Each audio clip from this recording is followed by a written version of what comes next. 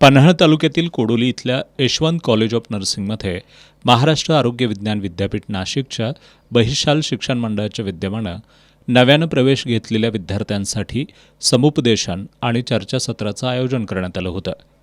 पन्हाळ शाहूवाडीचे उपविभागीय पोलीस अधिकारी अप्पासाहेब पवार यांनी विद्यार्थ्यांना मार्गदर्शन केलं.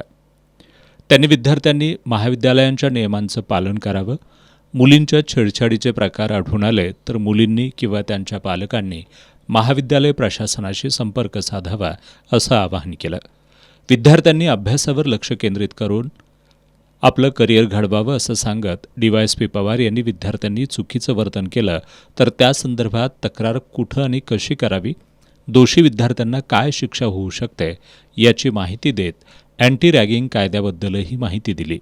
यावेळी प्राचार्य डॉक्टर गिरीश गायकवाड, नर्सिंग विभाग प्रमुख सुशील कुमार माने, निकिता सूर्यवंशी यांच्यासह विद्यार्थी उपस्थित होते.